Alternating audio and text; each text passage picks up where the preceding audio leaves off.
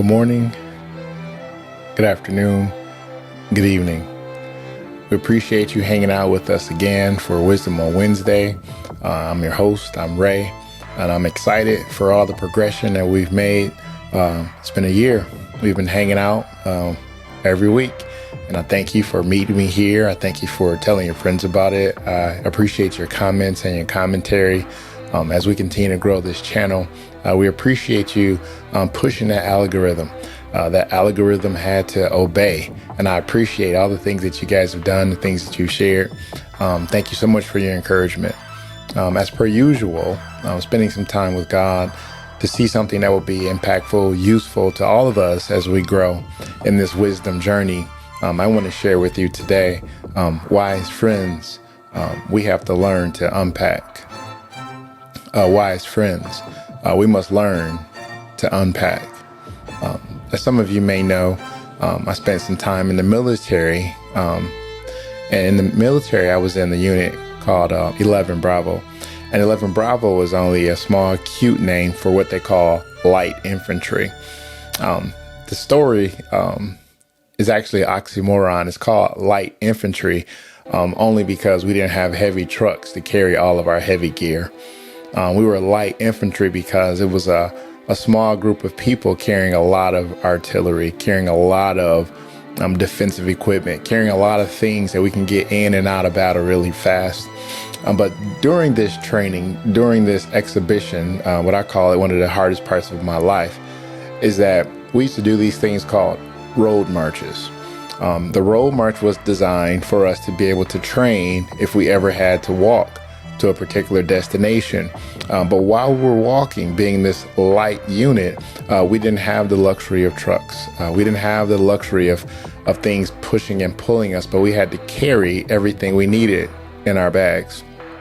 So many times these road marches would vary from 10, 20, sometimes 26 miles. And during those road marches, you found out a lot about yourself. One of the first things we often found out is many times when we bivouac is what they call it, you sleep in the woods as you're preparing to a real life fight. My job, 11 Bravo, I was an infantryman, so our job was to learn how to do fighting in the military. So we would do these long voyages of sometimes 20, 35, 40 days in what we call the field. So we would learn defensive mechanisms. We would do all types of training in the field, never going back inside, but just staying out there for 35, 40 days. And with that in the back of your mind, you learn per opportunity you have to go on one of these expositions. You'll learn to pack what we call a sleep shirt. Anybody who's been in the military knows that's the most important piece of equipment. It's a sleep shirt. So you pack a sleep shirt, you pack extra socks, you pack MREs, so forth and so on. By every poor experience, you learn what you need to pack for the next experience. I'm getting to my story. So in this, in anticipation for the worst case scenario, you pack extra things in your bag. And I want you to go with me as we're walking on this road march, mile 10, mile 15, mile 20, you start reconsidering all the things that you packed. So initially, I have all these things in my bag for my comfort. Initially, I have all these things in my bag to help me because of my past experience wasn't as good as I would like it. So I've made adjustments and I'm carrying those things in my bag to remember that I want to be comfortable. But unfortunately, sometimes the choices that we made of the things we put in our bags all of a sudden seemed extra. You know where we're going now. Sometimes you pack things for your comfort. You pack things because you're accustomed to them. You pack things because you want to be warm at night. But sometimes in the throes of that road march, the things that you packed for your comfort turn into burdens. Sometimes the heavier your rucksack was, this rucksack's like a big backpack, can vary from easily 50 pounds to 100 pounds, all depending on what you packed. So today I want to encourage you, wise friends, that many of us have been carrying around all of our trauma in our rucksacks. Some of us have been carrying around unforgiveness in our rucksacks. Many of us have been carrying around unmet expectations in our rucksacks. And initially, when we packed those things in our bags, we thought that these things were a part of our identity. So because we experienced childhood trauma, we thought this was a part of our identity. So that's packed in the bag. Some of us had unfulfilled expectations from a parent, from a sibling, from a teacher, whomever. We thought that was a part of our identity, so we packed it in the bag. Some of us put too much stock in people and what people can do to us and for us. And because those people didn't meet the things that we needed, we packed those feelings in that bag. So we have this burden of unforgiveness. We have this burden of unmet expectations. We have this burden of trauma packed in our rucksacks. And what happens is when you're on the rucksack, when you're in the military and you're walking on the side of the road, the longer you walk, the harder the voyage is based off of what you packed.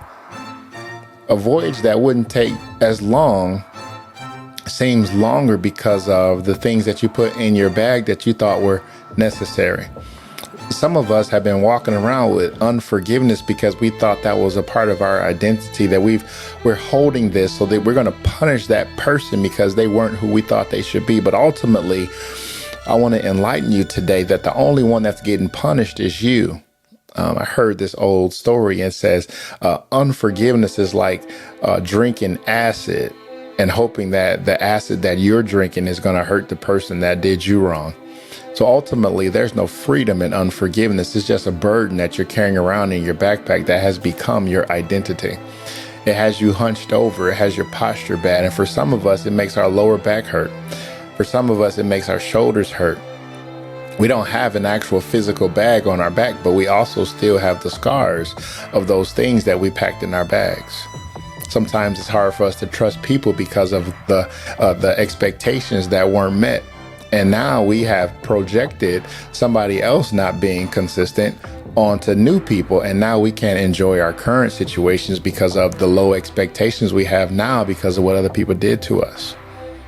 When you have unforgiveness and you have trauma in your life, unfortunately, trauma is something that can be described through all types of situations. It can be described by all types of people, but many of us have experienced it in different ways. And sometimes many of us don't even know we've been traumatized. Watch it, because all the people around us have the exact same things in their rucksacks. So sometimes you don't even know that you're carrying something that's negatively impacting you because everybody around you is carrying the same negative things. Some people call it generational curses. Some people call it, you better watch out for that uncle. But ultimately, we have to understand that if you have an issue and it's causing pain in your life, it's causing mistrust in your life, you've got to learn to unpack that bag. I hear somebody saying, you tell a great story, but how? I'm glad you asked. You ask good questions.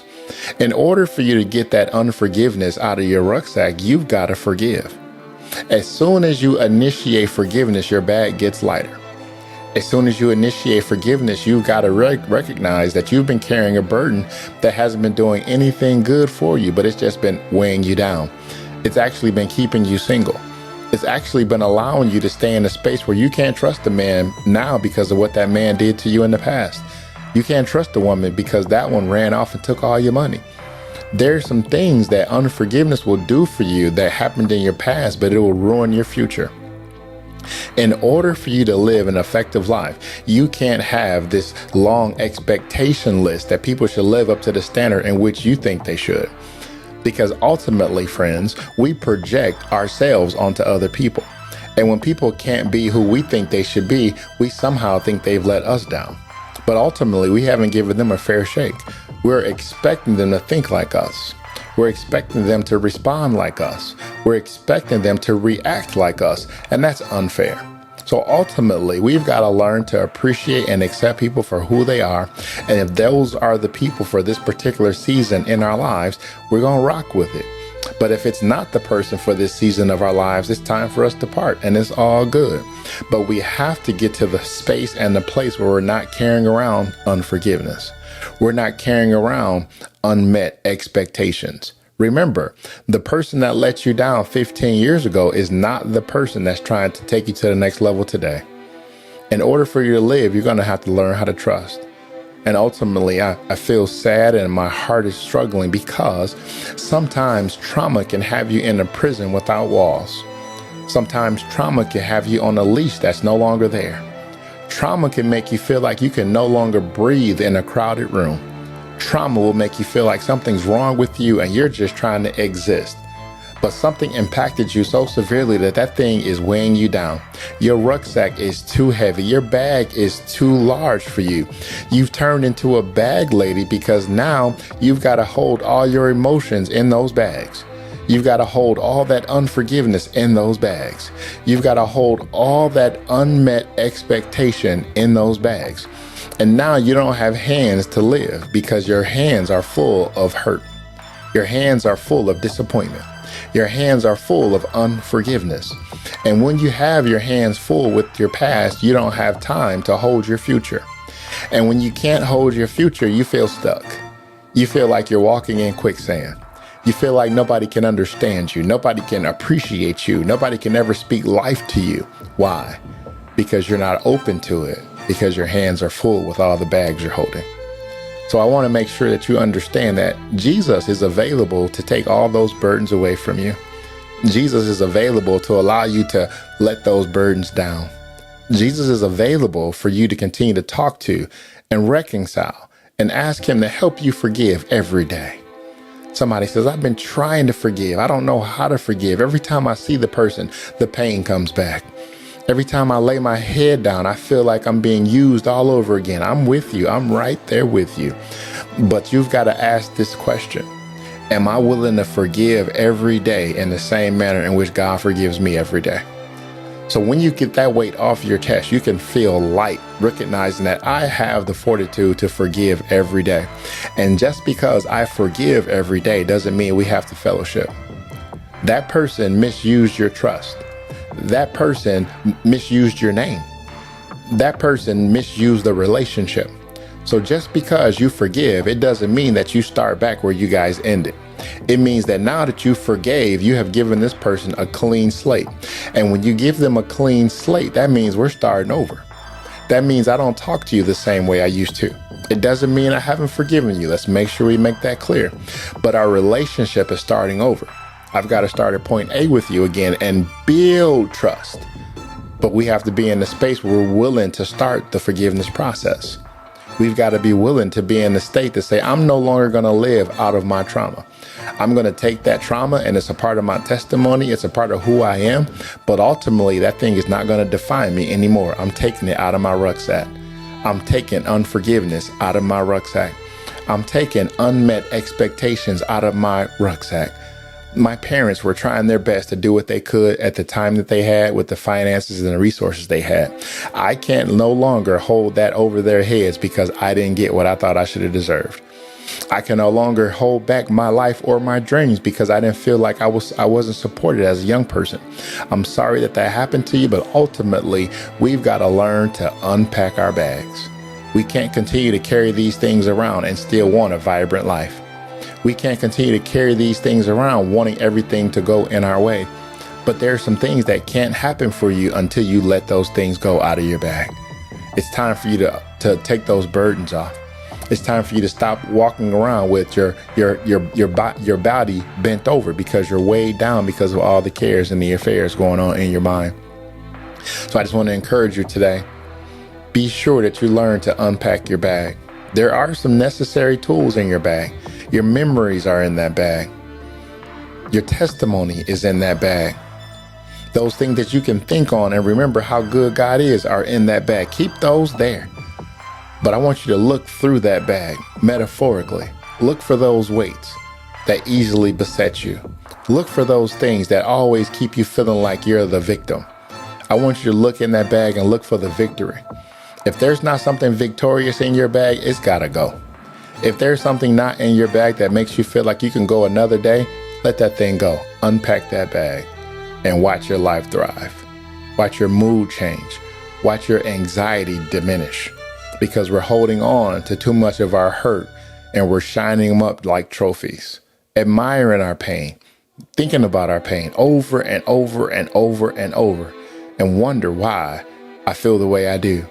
because we're looking at the things that hurt us too much. It's time to unpack that bag. It's time to get light. It's time to walk forward. It's time to pick your head up and go straight and recognize my past does not define my future. It's just a part of the foundation that formed me.